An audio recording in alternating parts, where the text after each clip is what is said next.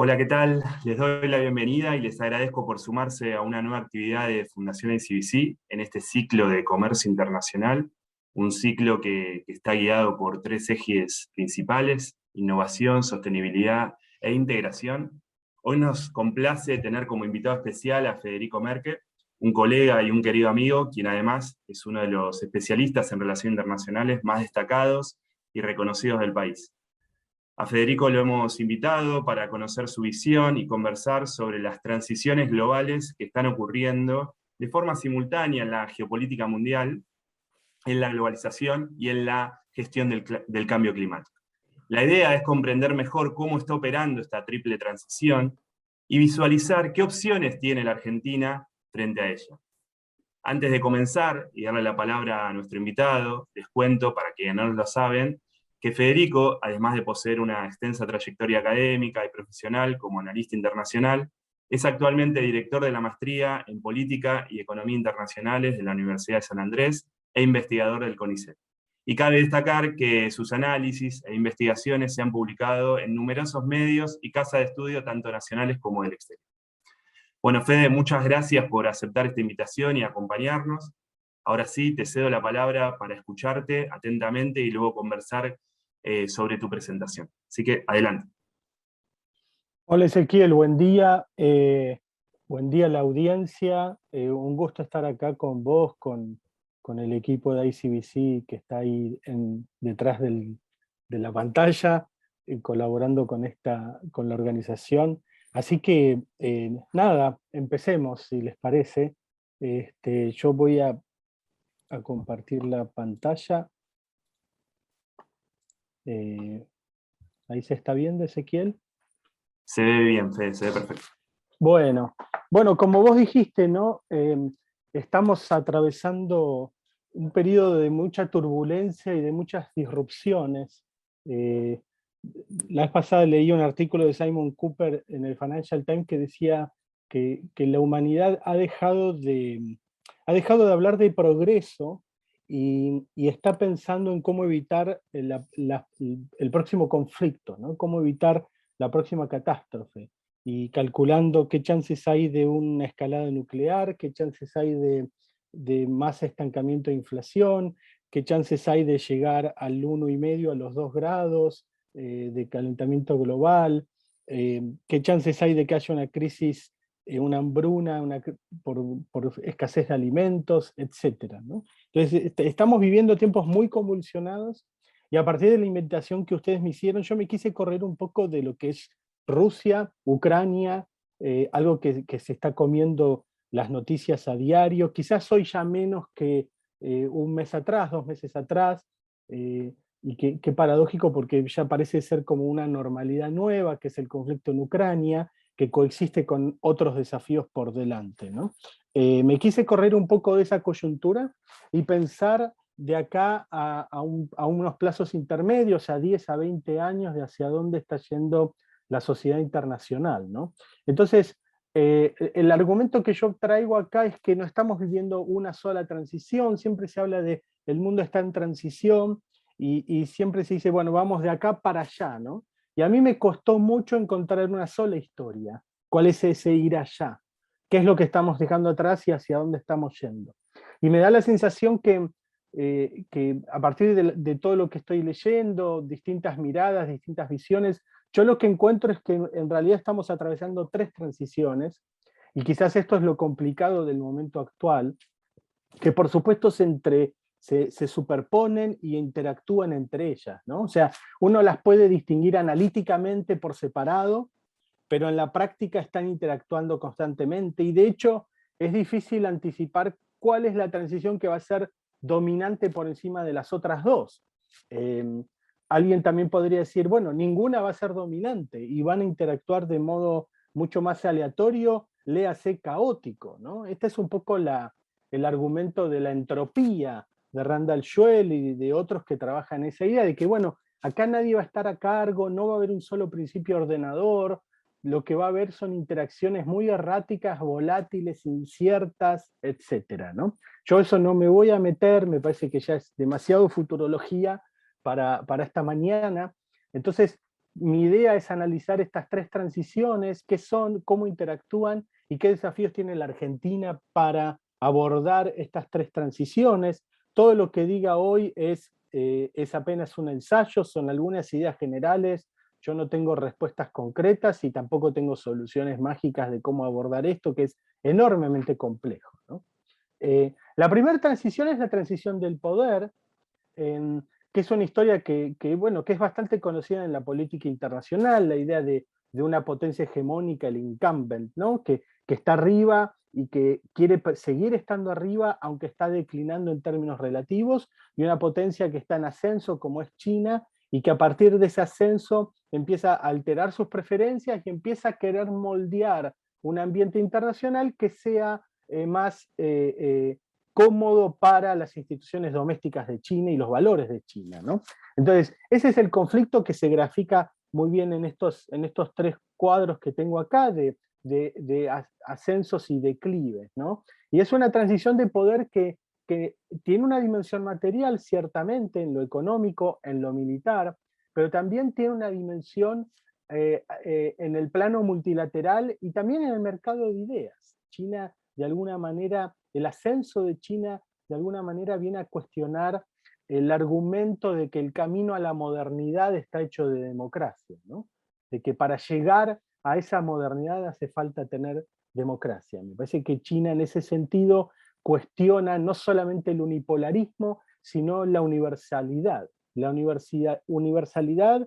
de valores occidentales con pretensiones universales, diría China, ¿no? El propio Blinken hace unos días atrás en la Universidad George Washington básicamente decía esto, ¿no? China viene a cuestionar la universalidad. Bueno, lo que Blinken llama universalidad para China son valores particulares, hechos universales, ¿no? Que es Occidente. Así que esta es una transición de poder que yo creo que tiene muchos años por delante, porque Estados Unidos todavía sigue siendo muy poderoso a lo largo de todo el tablero. China tiene enormes desafíos domésticos. Yo dudo que en este momento la prioridad número uno de China sea desplazar a Estados Unidos. Creo que la prioridad sigue estando en la estabilidad interna, en el crecimiento interno, en la modernidad china, ¿sí? Y que esto, por supuesto, implica también moldear ese ambiente internacional. El tercer elemento es la transición del capitalismo globalizado. Y yo pongo varios gráficos acá porque el capitalismo está cambiando por distintos motivos, ¿no?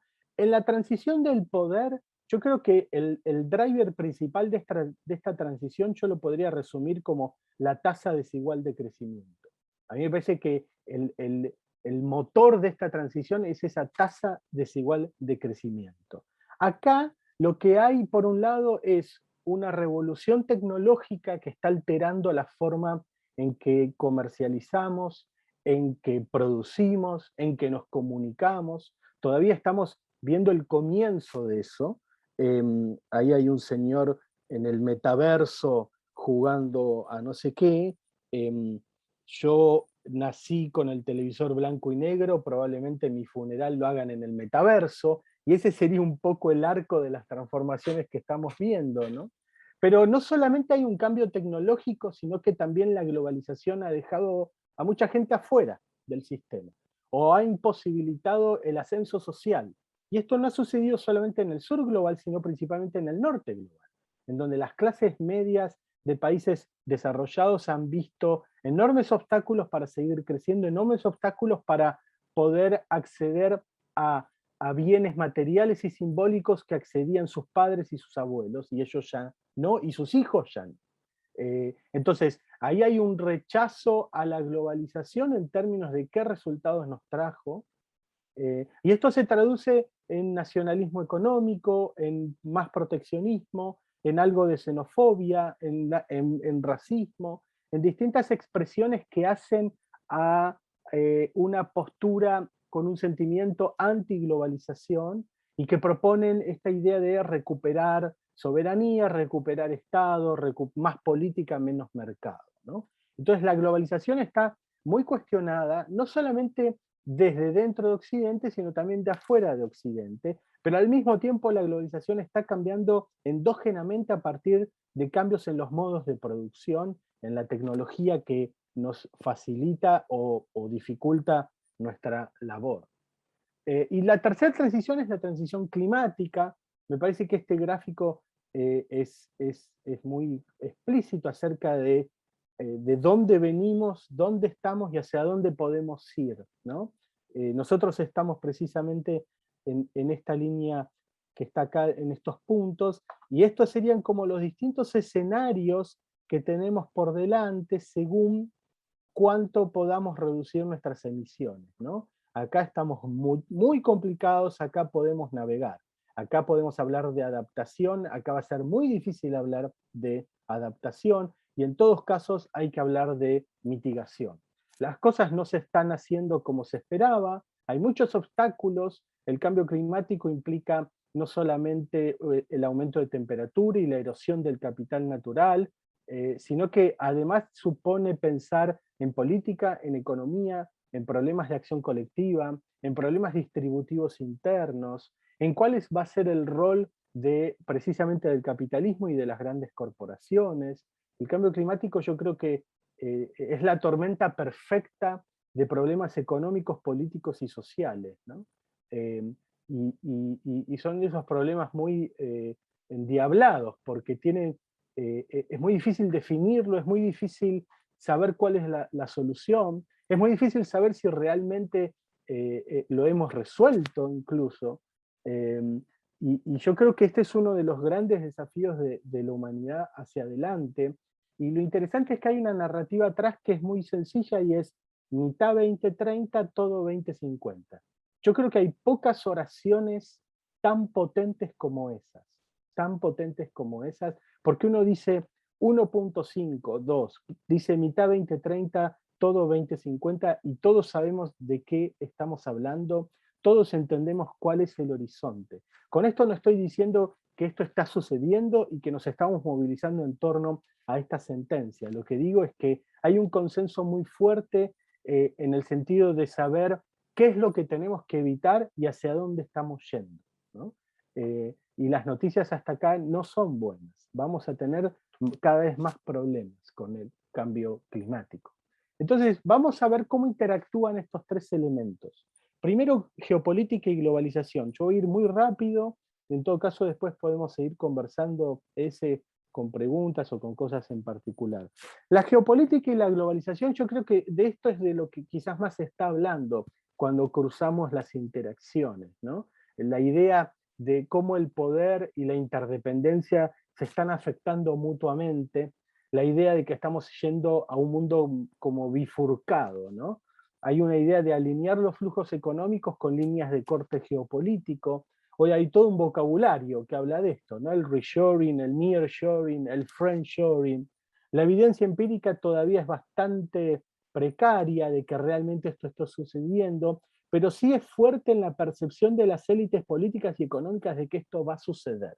A mí esto me interesa en particular porque muchas veces los gobiernos, los estados se comportan como creen que los otros se van a comportar. Y lo mismo sucede en las corporaciones.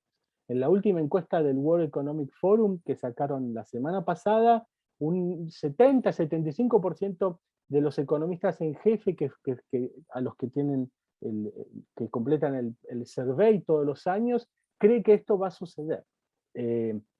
Así que bueno, es un poco de escenario futuro, pero también hay intención, hay voluntad detrás de esto en muchos actores, ¿no?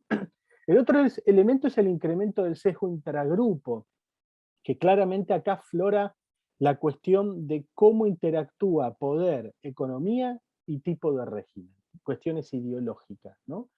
Cuando Biden habla del mundo libre.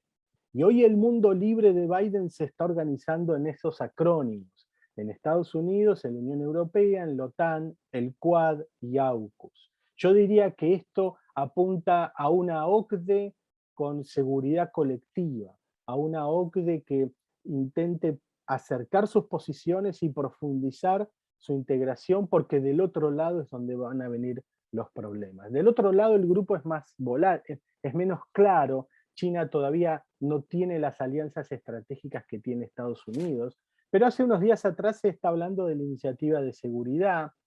Países del sur global o regiones del sur global no nos olvidemos que el 70% de la población mundial vive en gobiernos autoritarios.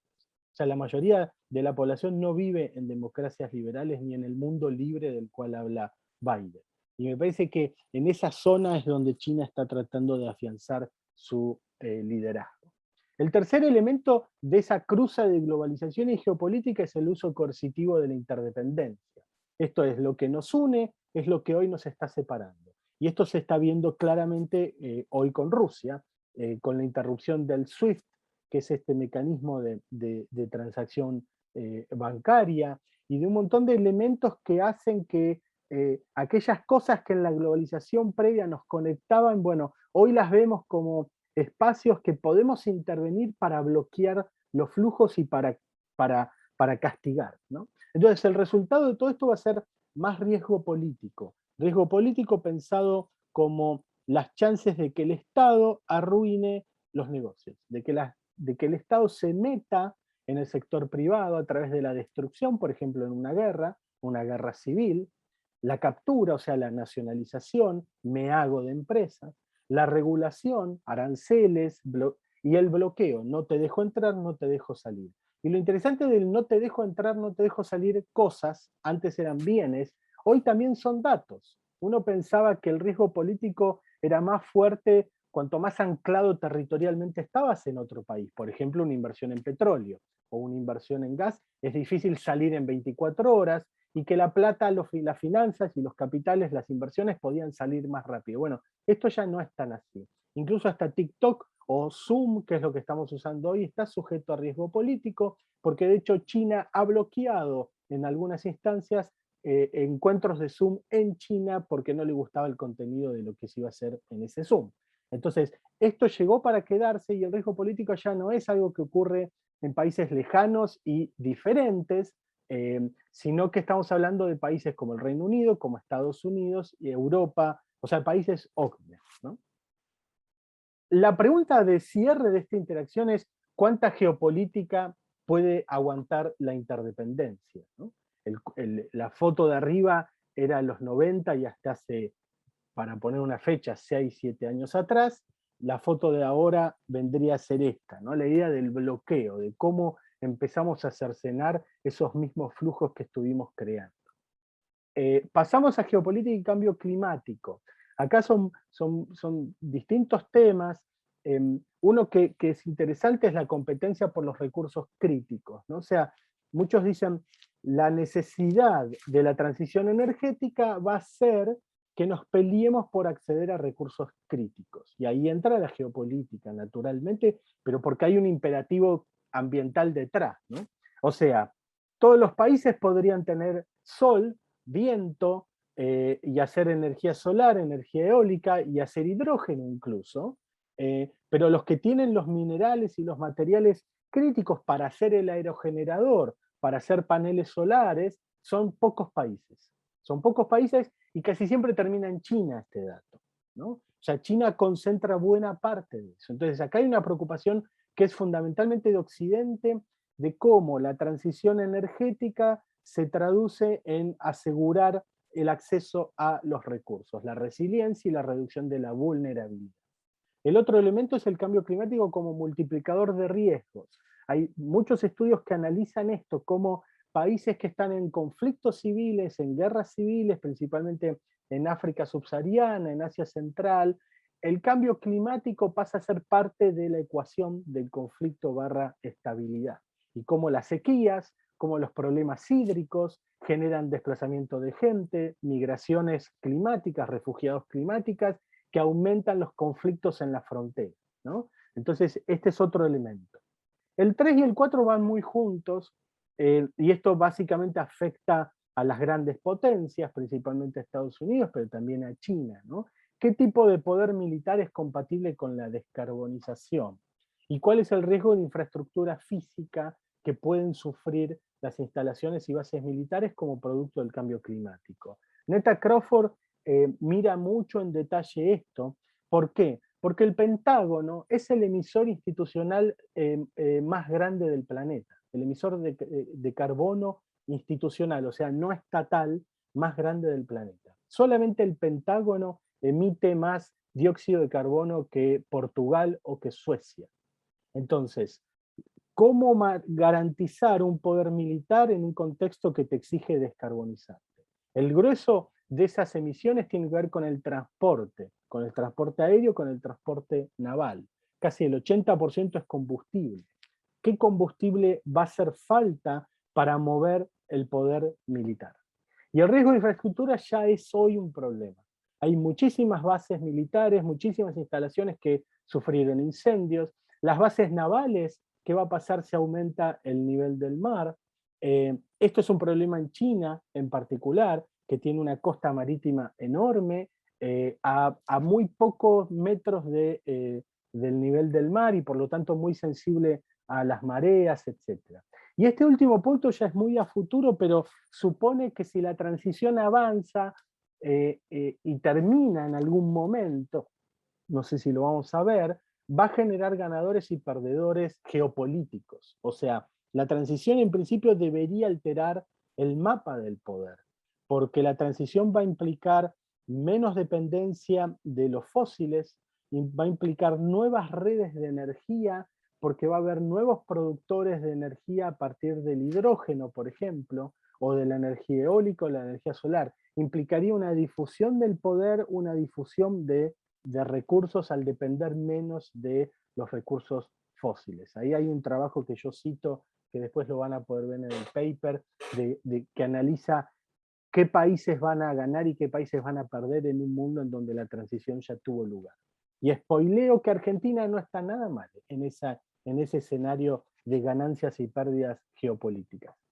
Y la última interacción, globalización y cambio climático. Acá aparece toda una narrativa en términos políticos nacionalista, populista, que rechaza la globalización y rechaza el cambio climático, ¿no? Desde negacionistas hasta gente que puede aceptar la ciencia climática, pero decir esto es una nueva narrativa de las élites, en donde el que más va a sufrir va a ser los pobres, los trabajadores, los vulnerables, ¿no? Entonces, esta narrativa es importante porque está apareciendo y aparece en Occidente, en partidos populistas, en el Partido Republicano, etc.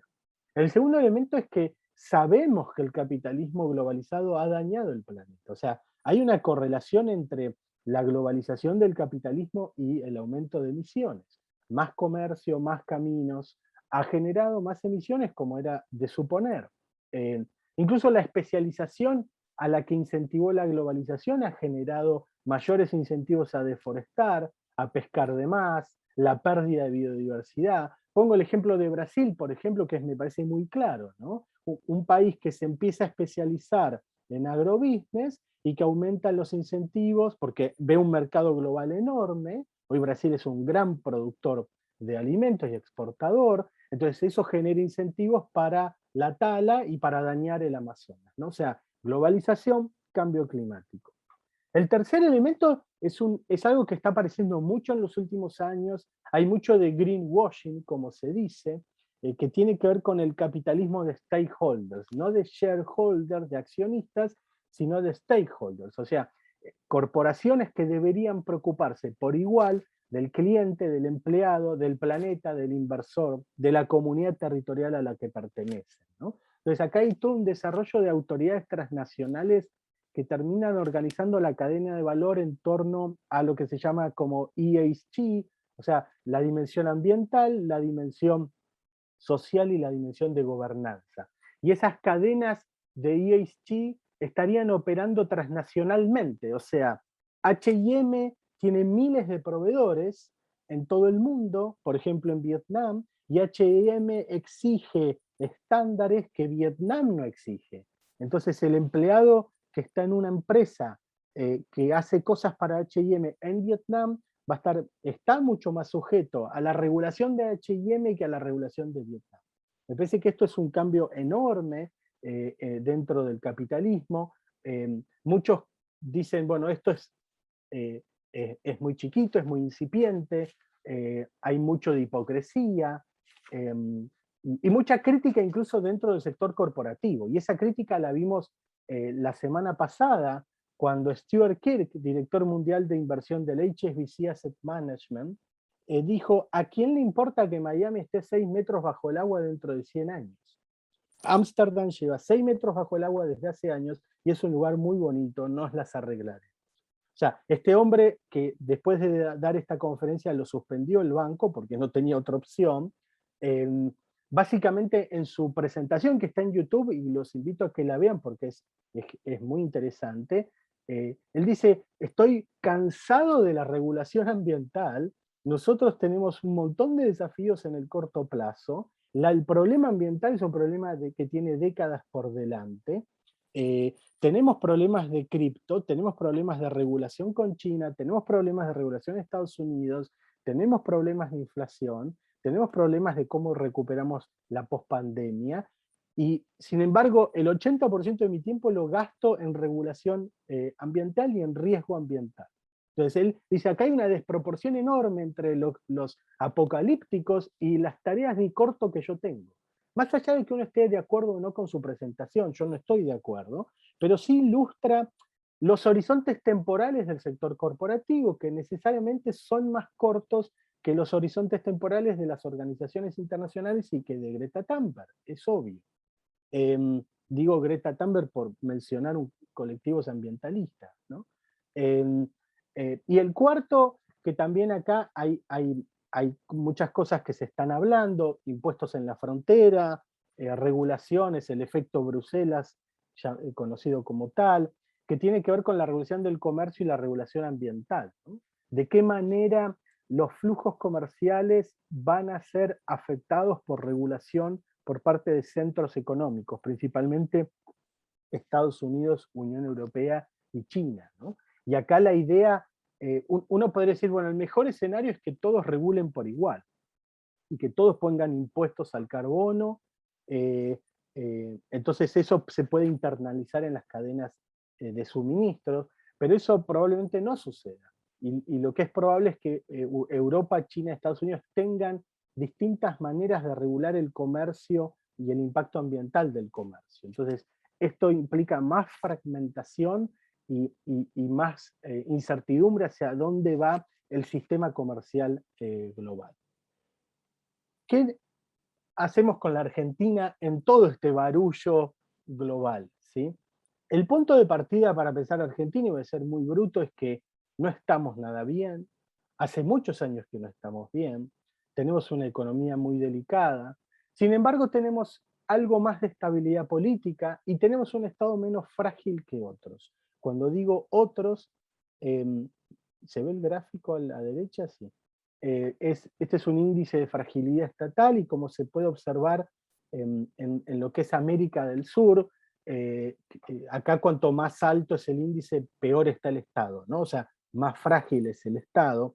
Nosotros tenemos por debajo en América del Sur a Chile y Uruguay, como era de esperar, pero todos los demás están bastante más arriba que nosotros. O sea, dentro de América del Sur, Argentina sigue siendo un Estado que tiene una capacidad y una resiliencia que para nosotros, a lo mejor con todas las críticas que podamos hacer, no estamos tan mal como pensamos, ¿no? Entonces, tenemos una combinación muy tóxica de una mala economía, de un mejor Estado y una mejor política en relación a otros países de la región.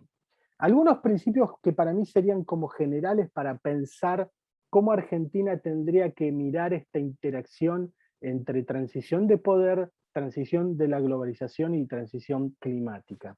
Yo creo que el imperativo argentino es el crecimiento sostenible con inclusión.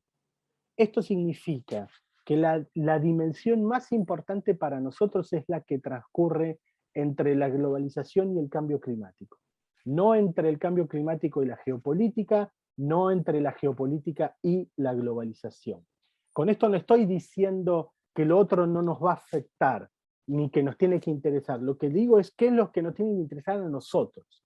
Me parece que en la Argentina estamos muy pendientes de cómo nos ve China y cómo nos ve, y nos falta reflexión acerca de qué necesita la Argentina y cómo lo que está pasando de afuera puede servir para lo que necesita la Argentina. Entonces acá se impone un equilibrio entre pragmatismo y valores que implica un equilibrio entre Estados Unidos y China. Argentina no tiene que elegir uno u otro tiene que tratar de diversificar sus relaciones, invertir en la diversificación y tratar de correrse lo más posible de la geopolítica, o sea, tratar de evitar la internalización de esta mentalidad de guerra fría que muchos afuera quieren imponer. Y algo que destaco acá, necesidad de emitir señales honestas. Nosotros como país tenemos serias dificultades para emitir señales honestas. Cuando digo señales honestas es decirle al mundo qué es lo que queremos, qué es lo que necesitamos y cómo el mundo nos puede ayudar con eso. Pero no ir a un lugar y decir una cosa, ir a otro lugar y decir otra, y mañana decir cosas distintas en cada uno de estos lugares, ¿no? Me parece que las señales honestas es algo que nos debemos como sociedad y como Estado, ¿no? El otro elemento que dentro de esto que yo hice acá fue mirar con quién hacemos comercio, cuán sensibles somos a distintos socios, ¿no? Cuál es el porcentaje sobre el total de exportaciones, y cuál es el tipo de régimen de esos países con los cuales comerciamos. Acá lo que se puede ver es que tenemos un pelotón bastante arriba en calidad de democracia, tenemos un pelotón intermedio, que son países de la región y países de Asia, y tenemos un pelotón que está más abajo en calidad de democracia, que están en Eurasia, que están en África, África del Norte, ¿no? Ahora, con la excepción de Brasil, casi ningún país está superando los 10 puntos.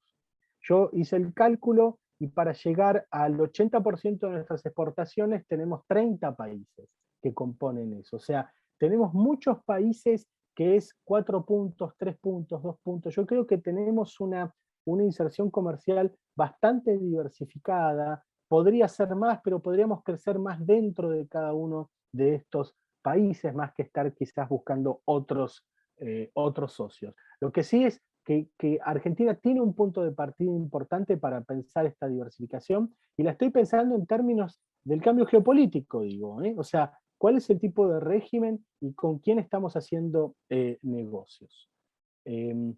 Claramente, bueno, uno puede decir, bueno, ¿qué hacemos con China? Estos datos tienen unos años atrás, tienen 2 años, 3 años. Entiendo que con la pandemia China creció como socio comercial, probablemente siga creciendo. La vez pasada tuve una reunión con un funcionario de un país europeo central y me preguntaba si me preocupaba el comercio que estábamos teniendo con China y la presencia de China en la Argentina. Y yo le pregunté si le preocupaba que Volkswagen tuviera el 50% de su producción en China. Si alguien en Berlín le estaba pidiendo a Volkswagen que saque la producción de China, ¿no? Entonces me parece que nos vengan a correr a nosotros de hacer negocios con China, países que son mucho más interdependientes con China, me parece que sencillamente no hace sentido. Claramente nos estamos acercando a China, ¿sí? Este es el desacuerdo con el voto de China en Naciones Unidas, en la Asamblea General. O sea, el desacuerdo viene en declive.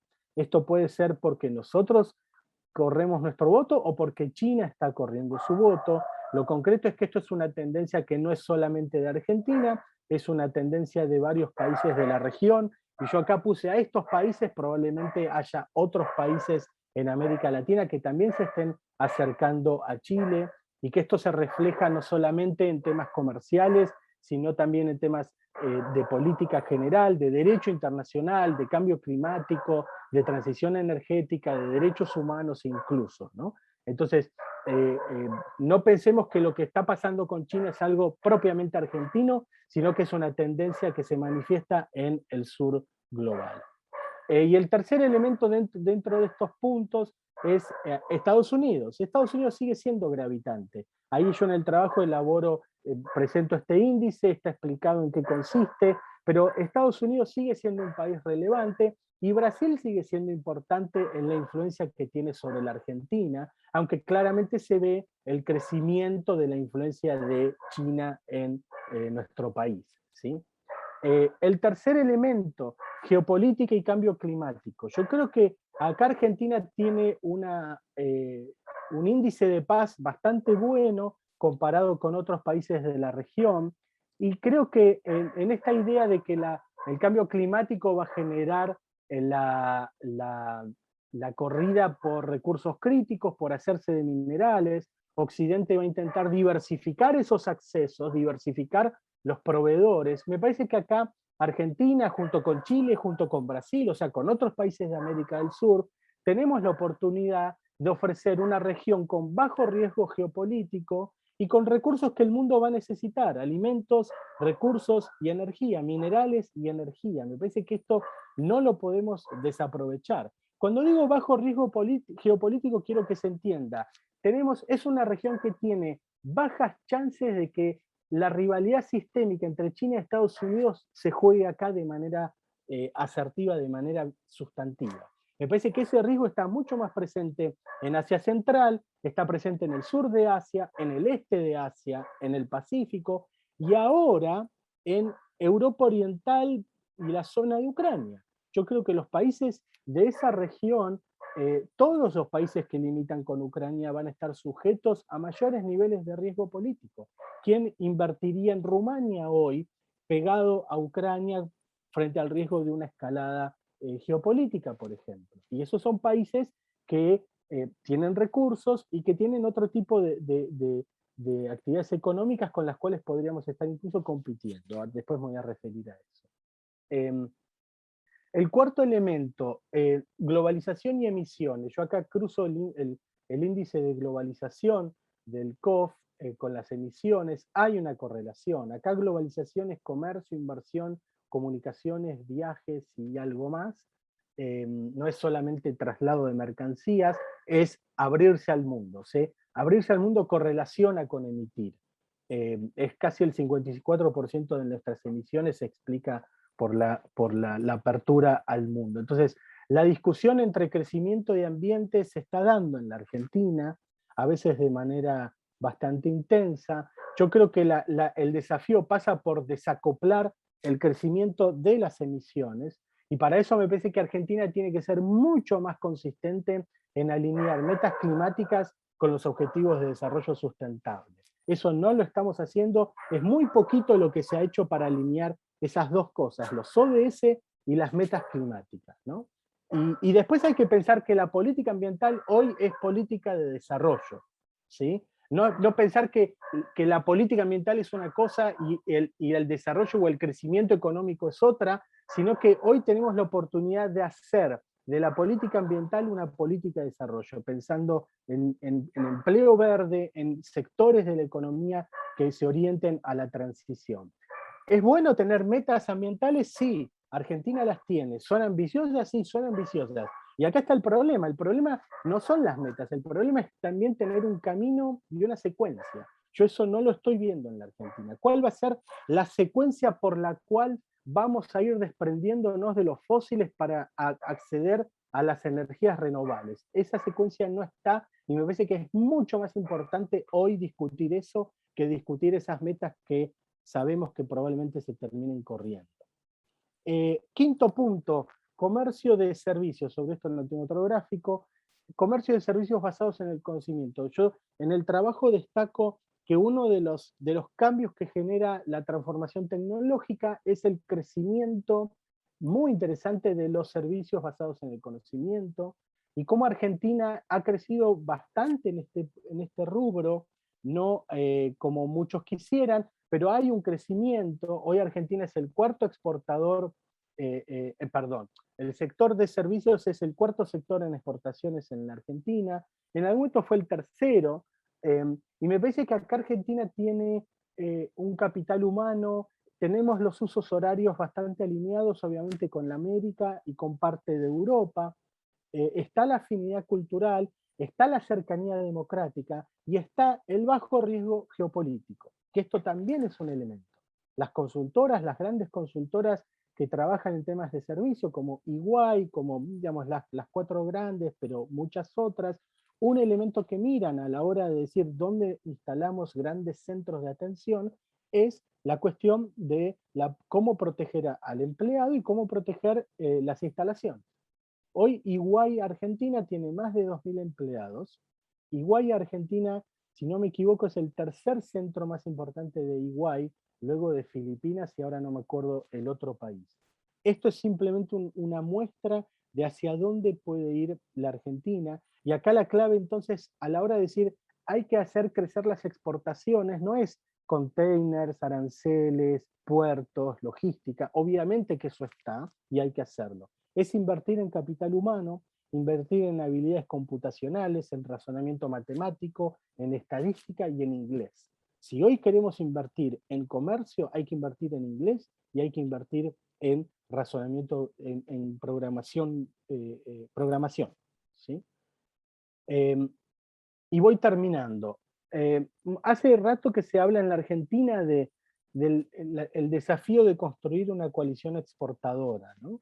Y la formación de esa coalición, el tono, el alcance de esa coalición ha ido cambiando según las distintas épocas, según quién lo examine, pero yo creo que acá tenemos 8 o más sectores que podrían formar parte de esa coalición. Pero esa coalición exportadora tendría que estar pensada en términos, repito, de sostenibilidad y de apertura. O sea, no solamente es comercio, sino que es un comercio pensado para un comercio sostenible que ayude al empleo y a la inclusión. El agro, los alimentos, la industria minera en general y del litio en particular, los servicios basados en conocimiento, el sector nuclear, energías renovables como biocombustibles, el hidrógeno, la biotecnología, el sector audiovisual. Hace poco la Fundación Fundar, que trabaja mucho los temas de desarrollo, identificó 30 productos verdes en la Argentina elaborados en pymes o en empresas más grandes, estoy hablando de manufacturas, o sea, industria. Una vez se asocia industria con emisiones, bueno, hay una industria que puede fabricar piezas, partes de aerogeneradores, de paneles, secado de derrame de petróleo, hay un montón de productos que identifica la Fundación que se hacen en la Argentina o que se venían haciendo y ahora discontinuaron con la pandemia, que son productos que se podrían sumar a esta coalición exportadora. Termino con esto. Yo creo que Argentina tiene que dejar de lado las dicotomías China-Estados Unidos, abierto-cerrado, crecimiento-sostenibilidad. Abierto-cerrado, digo, mercado internismo o crecer solo a partir de el comercio y la inversión. Y preguntarse en todo caso cuál es el mejor equilibrio que sirve a nuestras metas de crecimiento y desarrollo, ¿no? Me parece que un problema que hemos tenido los internacionalistas, y yo me hago cargo de eso también, es pensar nuestra inserción internacional mucho a partir de actores. Y me parece que hoy más que nunca hay que pensar nuestra inserción internacional a partir de temas, de cambio climático, de comercio, de seguridad, para luego preguntarnos, bueno, ¿quiénes son los socios correctos para cada cosa, ¿no? Me parece que estamos en algún sentido seguimos muy apegados a, bueno, ¿qué hacemos con Brasil? ¿Cuál es la relación con Estados Unidos? Incluso en la conversación política, ¿no? Cuando se habla de política exterior, es qué vamos a hacer con el vecino, y nadie sabe bien qué hacer. Yo creo que hay que correr el eje de esa discusión y preguntarnos cuáles son los temas, los asuntos del mundo en donde nosotros podemos hacer una diferencia chiquita y con qué socios podemos pensar en esos temas, ¿sí? Dejo acá, Ezequiel. Bueno, muchísimas gracias. La verdad, fabuloso, un lujo. Nos diste una masterclass de estos temas, cómo los has articulado y cómo nos has hecho navegar por cada una de estas transiciones. Así que primero agradecerte, ¿no? Y ya empezar a tratar de dialogar un poquito con vos en los minutos que nos quedan. Ya nos van llegando preguntas y seguramente nos van a llegar más. Trataré de transmitir todas las que pueda. Pero quisiera empezar por algo que vos de alguna manera ya continuar con esto de las opciones para la Argentina en esta triple transición, ¿no? Algo nos dejaste ya, ya algo nos expresaste, pero quisiera profundizar en esto de cómo conciliar, ¿no?, los objetivos de crecimiento y sobre todo de desigualdad, o sea, los desafíos de desigualdad, de pobreza que tiene la Argentina, que son muchos, cómo conciliar con, por ejemplo, esta transición climática, con la gestión climática, ¿no? O sea, el país, por ejemplo, Hoy todos hablamos del potencial que hay, que tiene el país debajo de su suelo, ¿no? Los recursos que tenemos y cómo extraerlos, y la infraestructura necesaria y las inversiones que está en tema de discusión, este tema del gasoducto, cuándo se va a empezar a licitar, cuándo se va a implementar y para cuándo va a estar terminado, y que esto podría resolver las necesidades de gas de la Argentina e incluso las exportaciones de energía. Pero vos ya dijiste, ¿no? Que ahí no ves que haya esta conversación, esta discusión o esta planificación esté alineada con los objetivos de la transición energética, con la descarbonización. Pero también me pregunto qué nos dice la experiencia internacional, ¿no? ¿Qué nos dice la experiencia de otros países? Porque cuando vamos a la experiencia de otros países, generalmente lo que vemos es que primero extraemos los recursos, explotamos los recursos y luego vemos los efectos de eso. Entonces, ¿hay tiempo para conciliar estos objetivos? Para la Argentina, digo, ¿no? Hay tiempo para conciliar los objetivos de corto plazo, los objetivos de desarrollo, como bien vos dijiste, con esta transición, esta descarbonización, si lo que estamos, digamos, hoy lo que se está discutiendo es cómo extraerlo. Y para hacerlo, una de las formas es, por ejemplo, que el cambio climático sea una cuestión más transversal y no lineal, digamos, no de un solo, por ejemplo, de un solo ministerio o una sola cartera. Perdón si esto ya de alguna manera lo expresaste, pero quisiera profundizar en este tema, cómo lo estás viendo. Sí, yo hablé de política exterior al final, ¿no? Porque después yo no hablé de política exterior. A mí me parece que hay que correrse un poquito de la idea más de política exterior en el sentido más estricto, que es cancillería y defensa, un poco. Obviamente la política exterior es fundamental, pero hay que pensar en una coordinación mucho más profunda con el Ministerio de Ambiente, con Economía y con Desarrollo Productivo, ¿no? Porque acá se entrelaza mucho, en esta inserción que yo estoy pensando, obviamente se entrelaza el modelo productivo que vas a adoptar con los vínculos internacionales que vas a desarrollar, cómo eso tendría que estar mucho más calzado. Si yo, desde una postura normativa, a mí me encantaría no depender de los fósiles. Me encantaría que Argentina avance mucho más rápido en las renovables. Yo creo que Argentina podría aspirar a ser una potencia renovable intermedia de acá a 10 años, 20 años. No veo que tengamos las condiciones macroeconómicas para esa enorme inversión, para captar la inversión extranjera, dar facilidades. Lo veo muy lento eso, muy lento. Y por otro lado, lo que tenemos mucho más concreto es Vaca Muerta. Y Vaca Muerta son 100 años de reservas de gas y de petróleo o más. Y tenemos que hay una ventana corta que es demanda de gas. Porque el mundo todavía se mueve mucho por el carbón. Incluso Estados Unidos tiene, no sé, entre 13, 14 puntos, 15 puntos de carbón. Ni hablar la India, ni hablar China. Entonces, la primera transición que hay que hacer es correrse del carbón y pasarse al gas. Eso Argentina casi lo tiene hecho. Ahora, Europa va a demandar gas. Romper la dependencia de Rusia implica buscar nuevos proveedores. ¿Podemos ir a vender gas? Yo creo que sí. Hace falta inversiones, hace falta movilizar mucho más en la infraestructura y ordenar las cuentas, pero yo creo que ahí hay una ventana que Argentina no puede desaprovechar. Yo, si soy presidente y tengo Vaca Muerta, no puedo decir, bueno, la cierro en nombre del cambio climático. Hay que ser realista con esto, porque además no podemos transitar a las renovables en 2 años, en 3 años, en 5 años. Es un proceso lento, gradual.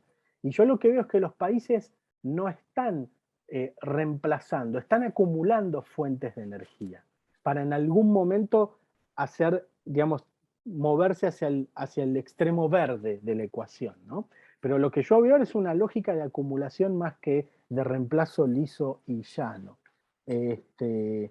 Prefiero dejar ahí para otras. Bárbaro, Fede, muchas gracias. Sí, me llegan muchos mensajes agradeciéndote y felicitándote por la presentación. Antes de transmitirte alguna otra pregunta, quisiera darle la oportunidad a Félix de hacerte algún comentario, alguna pregunta sobre tu presentación, así que le habilitamos el micrófono a Félix para que lo haga.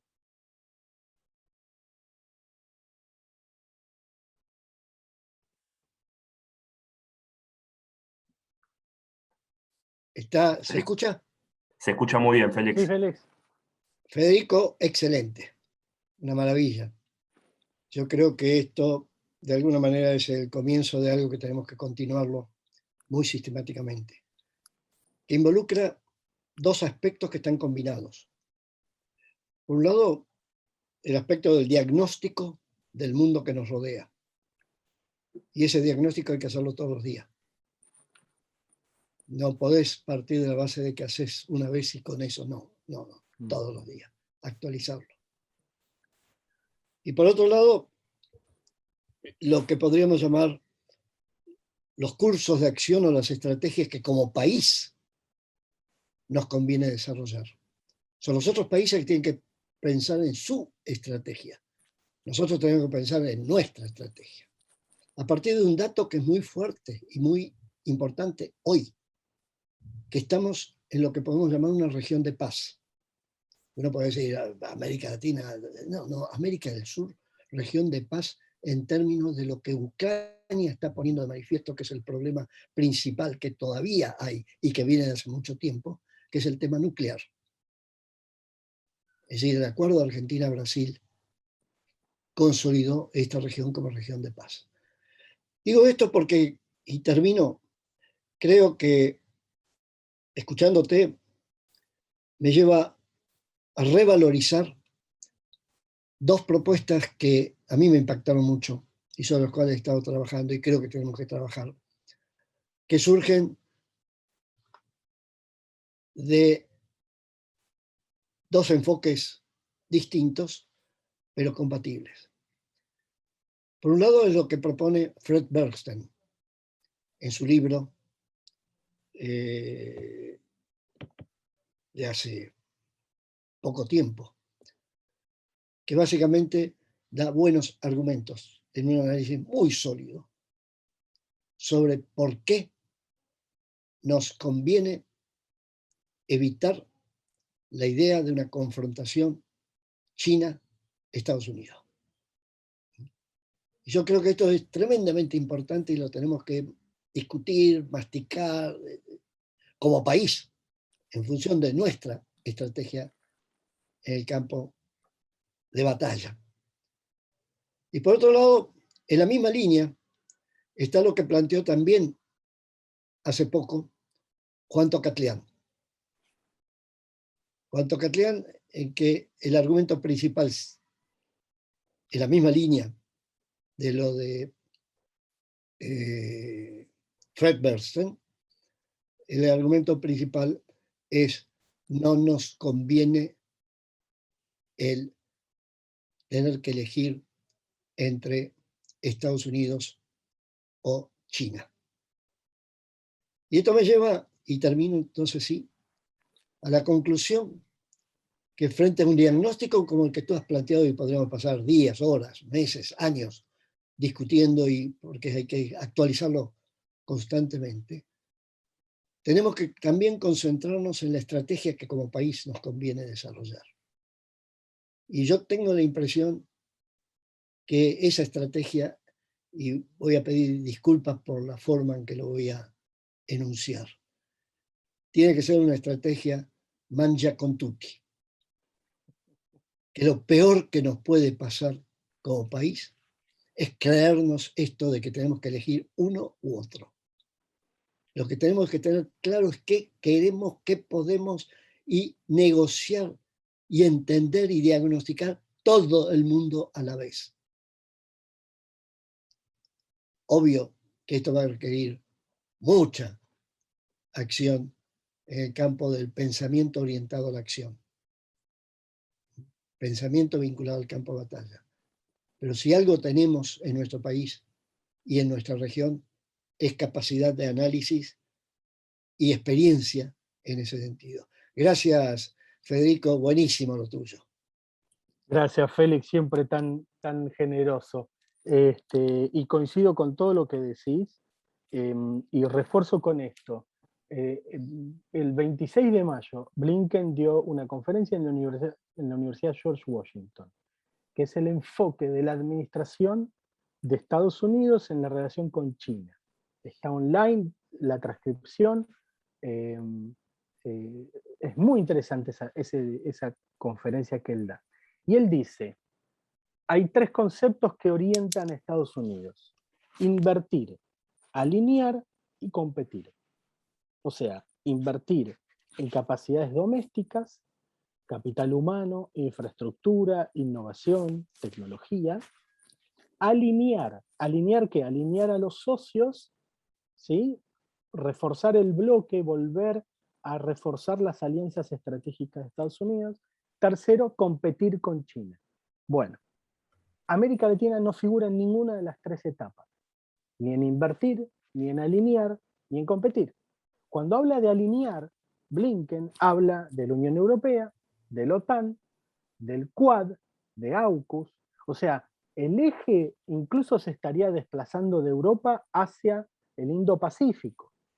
Entonces, América Latina no existe en esa concepción, es un no lugar, como me dijo Juan Tocatlián vez pasada, es un no lugar. Entonces, incluso asumiendo que nosotros decimos, no, nuestros valores, nuestra historia nos dice que tenemos que ir con Estados Unidos no está esperando que vayamos, claramente. No sabe qué hacer con América Latina. Sabe que China está creciendo en la región, no tiene una narrativa para venir acá. De hecho, Europa y Estados Unidos no tienen una narrativa para pensar el desarrollo internacional. Se han quedado sin libreto. Y el instrumento militar no cuenta acá, entonces acá no hacen mucho. Y mientras tanto China construye. La vez pasada leí un diplomático que decía, Estados Unidos es el Vaticano, ¿no? Actúa como el Vaticano. Te dice todos los pecados, todo lo que está mal, a lo mejor te absuelve, te manda al purgatorio. China son los 2 jovencitos mormones que van, te golpean la puerta y te preguntan, buen día, ¿cómo estás? ¿Necesitas algo? ¿En qué te puedo ayudar? ¿Sí? Yo no soy tan ingenuo para decir que esto es buenísimo. Claramente China tiene sus intereses, claramente tiene sus preferencias, y claramente hay muchos riesgos de involucrarse en negocios con China. Pero eso lo tenemos que tener claro, como también es claro tener riesgos en otros, cuando hacemos negocios con otros países. ¿Sí? Eso no puede decir, bueno, no hagamos nada. Y me pareció muy, muy concreta esa imagen, ¿no? Del Vaticano y los 2 mormones. Y después lo de la actualización del diagnóstico, ¿no? Eso me parece que es fundamental y que Argentina todavía necesita invertir mucho en qué inteligencia tiene el Estado para seguir de cerca lo que pasa en el mundo y cómo eso afecta a nuestros intereses. Para eso hace falta 2 cosas: tener el diagnóstico del mundo y saber cuáles son nuestros intereses, qué es lo que está en juego. Y como vos decís, Félix, eso hay que actualizarlo 24 horas. En todo caso, establecer cuáles son los parámetros, cuáles van a ser las variables y actualizar el contenido de esas variables. Esta interacción que yo marco triangular, hoy tiene este contenido, pero en 5 años o en un año puede tener otra dinámica. Y podemos ver que alguna domina más sobre la otra, y eso alterarse luego, etc. Entonces me parece que ese seguimiento es fundamental, invertir en cerebros que estén mirando eso me parece que es fundamental. Buenísimo, muchas gracias Félix por su aporte y gracias Fede por la respuesta. Si nos permitís, te voy a transmitir un par de preguntas más, agrupé algunas para poder transmitírtelas y cerrar como en el horario que nos comprometimos. En este caso, bueno, dos grandes conocidos, Norberto, Paloma, que por un lado nos dicen que si es posible salir de la dicotomía histórica de la Argentina, conciliar un modelo inteligente de inserción internacional con un modelo productivo, sostenible. Esto es una de las preguntas, si vos crees que se podrá hacer esto. Y por otro lado, nos preguntan, o sea, de las 3 transiciones, si tuvieses que ordenarlas por peligrosidad de corto y largo plazo para un país como Argentina, ¿cómo lo harías? ¿Es muy diferente la evaluación que harías para el resto de los países de Latinoamérica? Y si bien habías respondido sobre que la más importante, la de las intersecciones, era la de cambio climático y geopolítica, no necesariamente es lo mismo peligro que riesgo. Entonces, a ver ahí qué impresión te das y cómo puedes reaccionar a estas preguntas. Y con esto te liberamos. No tengo respuestas para esas preguntas, son muy buenas y tendría que ser parte del segundo paper que haga. Claro, Eh, claro, claro. la interacción cambio climático que yo dije es con globalización, no Con con globalización, perdón, sí. geopolítica. Y el nivel de peligrosidad es muy buena esa. Eh, a mí lo que me parece que lo más urgente para nosotros no es la cuestión geopolítica, nosotros no somos Rumania, no somos Corea del Sur, y tenemos que crecer, la urgencia nuestra es crecer. Y ese crecimiento tiene que ser sostenible, por eso yo asocio globalización, cambio climático como la dimensión central, ¿no? Me parece que esa es nuestra urgencia. Entonces, los desafíos vienen para mí por el lado de cómo se están moviendo las corporaciones, acomodándose a los cambios en la globalización y al cambio climático, y las regulaciones que puedan venir de la Unión Europea o de otros países vinculado a la relación entre comercio y cambio climático. Y me parece que ahí hay una fragmentación. Acá Félix sabe mucho más que yo de esto, Paloma mucho más. Otro día me gustaría escucharlos a ellos, porque yo veo que el sistema de comercio global se está fragmentando en 1000 pedazos y que el cambio climático, ojo, porque el cambio climático puede ser un disruptor del sistema de comercio global, porque introduce otras demandas, otras regulaciones que pueden generar incluso un proteccionismo ambiental, o que puede generalizar más costos de transacción, o que puede generar distintas regulaciones para distintos mercados, según cómo articulamos cambio climático con comercio. Por ejemplo, la Unión Europea diciendo no vamos a comprar, no vamos a importar productos agrícolas que vienen de zonas deforestadas, creo que de 2020 para acá o 2021 para acá. ¿Qué hacemos con eso? ¿Qué hacemos? ¿No? ¿Cómo nos adaptamos? ¿Frenamos la deforestación? Capitanich en este momento quiere sacar unos NFT, unos tokens ambientales. O sea, él dice, yo tengo un activo, brindo un servicio ecológico a partir del no desmonte, que alguien me pague por esto. Porque si no, yo desmonto. Si me conviene desmontar y ganar plata en el corto, desmonto. La Unión Europea me dice esto, bueno, él se está adelantando, él quiere hacer plata por no deforestar, básicamente. Entonces, esa regulación me parece que, no sé si lo estamos viendo en el detalle, ¿no? Ya no es el arancel el problema. El problema son otras demandas, otras regulaciones del comercio y creo que acá me parece que falta mucha discusión, ¿no? ¿Qué lugar va a tener el Mercosur? Si vamos a tener políticas regionales o bilaterales con Brasil o regionales en el contexto del Mercosur. No veo una discusión, seguimos discutiendo el arancel, que si Uruguay puede o no firmar con China porque estaría rompiendo el Mercosur. El Mercosur está roto hace rato. A mí eso sinceramente no es lo que más me preocupa. Me preocupa este tipo de alineamientos, ¿no? Entre comercio, geopolítica y cambio climático. Bueno, Fede, excelente. Muchas gracias por tus reacciones y nada, muchas gracias por acompañarnos hoy, sumarte, aceptar esta propuesta, que para nosotros es un lujo siempre escucharte y creo que te hemos exprimido en esta hora, te hemos aprovechado a fondo, pero también creo que nos ha dejado con ganas de más. Vamos a leer muy atentamente tu paper que va a estar publicado en la página de la Fundación y seguramente, como vos bien dijiste, nos da para hacer más cosas y para poder profundizar este tema, así que para nosotros siempre serás más que bienvenido y siempre te estaremos invitando a escucharte, a hablar, a conversar con vos. Así que Un nuevamente te placer. agradezco a todos los que nos acompañaron y obviamente pueden revivir esta charla en el canal de YouTube de la Fundación y también en el canal de podcast. Y suscribirse a estos canales para poder estar al tanto de todas las actividades de la Fundación. Fede, de nuevo muchas gracias y te mando un gran saludo, un gran abrazo y hasta la próxima. Un placer, Ezequiel. Gracias por la hospitalidad, por la simpatía y las excelentes preguntas. Muy bueno. Y los comentarios. Un placer estar con ustedes, como siempre. Gracias. Un saludo a Chao, todos. gracias. Chao, chao. Gracias.